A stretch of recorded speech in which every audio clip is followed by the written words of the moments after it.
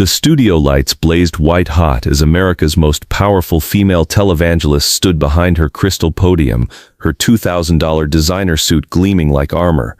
Joyce Meyer, worth $25 million from selling hope to desperate housewives, smiled that practiced smile that had made her rich beyond measure. Across the stage, Senator John Kennedy sat quietly in his simple blue suit, hands folded like a man who'd rather be fishing than fighting. Nobody in that packed St. Louis auditorium knew they were about to witness the most brutal 23 seconds in religious television history. Smash that subscribe button, because what Kennedy pulls from his jacket will leave Joyce Meyer speechless. The Missouri Miracle Center was packed to capacity with 15,000 true believers, their designer handbags and perfect makeup reflecting the prosperity gospel message that poverty was a choice and wealth was God's blessing. The cameras from TBN, Daystar and CNN rolled silently, capturing what was supposed to be Joyce Meyer's coronation as America's undisputed queen of Christian television. Meyer adjusted her diamond-studded cross necklace, the stones catching the studio lights like stars. She'd been preaching for 40 years, had written over 130 books, and commanded an empire that spanned television networks, publishing houses, and conference centers across the globe. Tonight, she was supposed to debate this backwoods politician about faith and government, a softball interview designed to boost her political influence. "Senator Kennedy," Meyer began, her voice dripping with the condescension of someone who'd never been challenged in her own domain. "I've been walking with the Lord since before you were in diapers. I've built a ministry that reaches 4.5 billion people worldwide. I've written bestsellers that have transformed millions of lives." She paused, letting the applause wash over her like a warm bath. The crowd was hers, wealthy suburban women who'd bought into her message that God wanted them rich, that their faith should manifest in material blessings, that spiritual maturity could be measured by bank account balances. But Kennedy wasn't done listening. He was calculating. Furthermore, Meyer continued, her voice gaining the rhythm of a woman accustomed to complete control, "I find it rather presumptuous that someone who spends his time in the corrupt swamp of Washington politics thinks he can lecture me about spiritual matters." The crowd laughed appreciatively.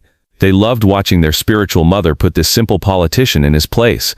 CNN's cameras zoomed in on Kennedy's weathered face, searching for cracks in his composure.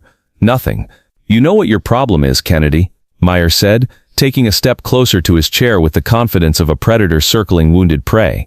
"You're just a joke, a small-town lawyer who got lucky in politics and now thinks he can challenge real spiritual authority." The words were crafted for maximum humiliation, designed to reduce Kennedy to a political lightweight who'd wandered out of his league and needed to be educated about his proper place in the hierarchy of importance. Comment below if you can see where this is going. The audience erupted in laughter and applause. Meyer's supporters filled the front rows, their jewelry gleaming, their confidence absolute. They wanted to see their prosperity princess demolish this backwards politician who dared enter their spiritual territory. "This isn't some courtroom where you can charm a jury with your aw shucks routine," Meyer continued, her voice building momentum like a runaway train. "This is God's house, and I'm his chosen messenger. This is where real power resides, not the temporary corrupted power of political office, but the eternal pure power of divine calling." Each word was designed to diminish Kennedy while elevating Meyer to an almost papal level of authority. She gestured toward the massive screens displaying her book covers, her television programs, her conference crowds of thousands. "I've touched more lives in a single weekend than you have in your entire political career," she declared, her voice reaching crescendo.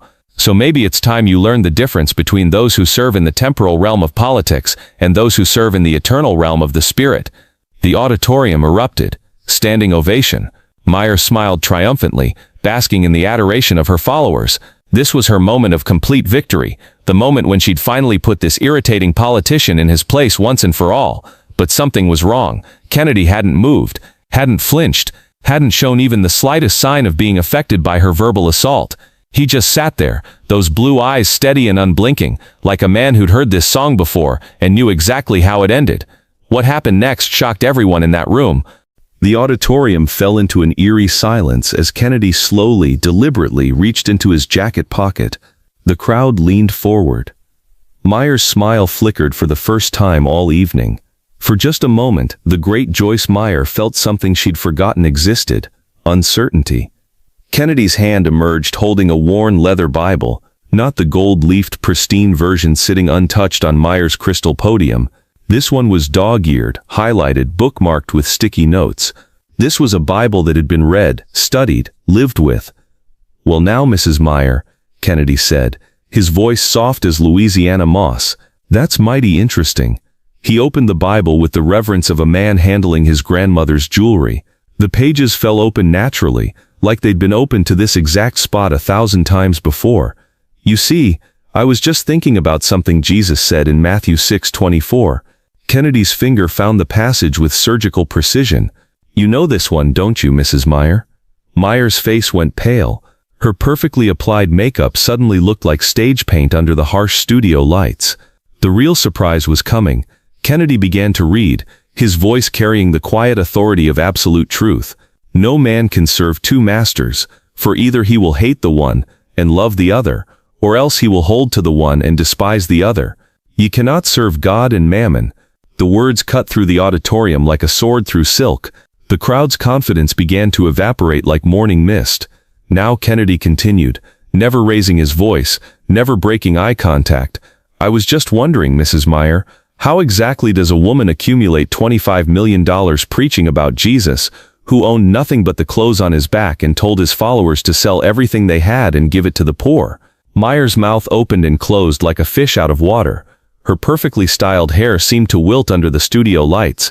The crystal podium that had been her throne suddenly looked like a defendant's dock. But Kennedy wasn't finished.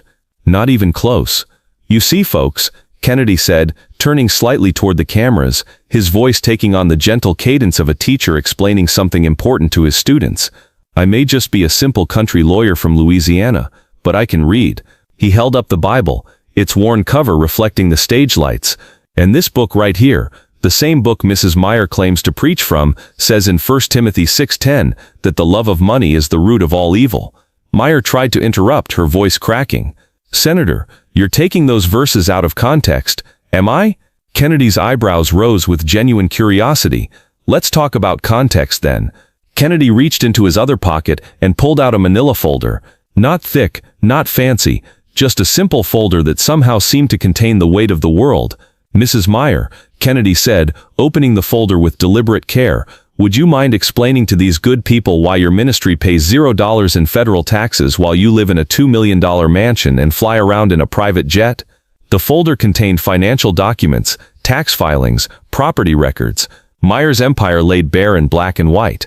"Or perhaps," Kennedy continued, his voice gaining strength, "you could explain why your Hands of Hope charity spends 83% of its donations on administrative costs and only 17% on actually helping people." The numbers were devastating.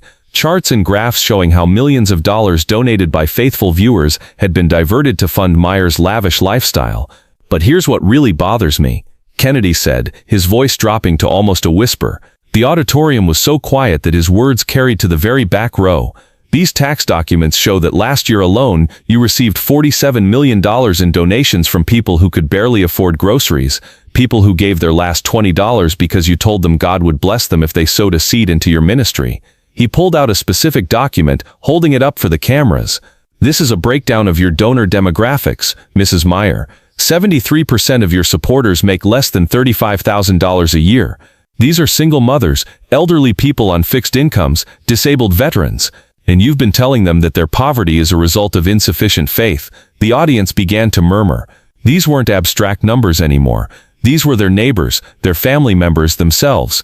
"Now I want to read you something else from that Bible," Kennedy said, his finger finding another well-marked passage. Luke 16:13 says, "No servant can serve two masters, for either he will hate the one and love the other, or else he will hold to the one and despise the other. Ye cannot serve God and mammon." He looked directly at Meyer, who was now visibly shaking. "Mammon, Mrs. Meyer, is the biblical word for wealth worshipped as an idol, and according to these financial records, you've been serving mammon for a very long time." Kennedy pulled out one final document, this one bearing the official seal of the Federal Trade Commission. "Mrs. Meyer, are you familiar with FTC case number 2023-7845? Her legal team began frantically shuffling papers, but they all knew what was coming. "This is a formal investigation into your ministry's financial practices, launched after hundreds of complaints from former donors who say they were defrauded by your prosperity gospel message." The document was real, the investigation was real, And suddenly Joyce Meyer's empire was crumbling in real time on national television. The FTC found evidence of what they're calling systematic spiritual manipulation designed to extract maximum donations from vulnerable populations. In plain English, Mrs. Meyer, they're saying you've been running a con game disguised as a church. The auditorium erupted in chaos. People were standing, shouting, some crying. Meyer's security team moved closer to the stage, unsure whether they were protecting her from the crowd or the truth. But Kennedy wasn't done. He stood up slowly, his worn Bible in one hand, the FTC document in the other. You want to know what's really sad about all this? Kennedy's voice cut through the noise like a bell. You could have been a real minister. You have a gift for speaking, a platform that reaches millions. You could have used that to actually help people, to actually serve God instead of serving yourself. He paused, looking out over the crowd of Meyer's shocked supporters. But instead, you chose to build a golden calf and call it ministry. You chose to get rich off other people's faith. You chose to turn the gospel into a get-rich-quick scheme. The cameras captured every moment as Joyce Meyer's carefully constructed world collapsed around her. Her supporters were filing out in stunned silence. Her staff was in full panic mode. Her empire was falling, and there was nothing left to catch it. And then Kennedy delivered the final blow. "Miss Meyer," he said, his voice gentle but firm, "I think it's time you sat down and let the real adults handle matters of faith." The words were Meyer's own, thrown back at her with devastating precision. The irony was lost on no one. As the chaos continued around them, Kennedy quietly closed his Bible, slipped it back into his pocket, and walked off the stage. He didn't need to stay for the aftermath.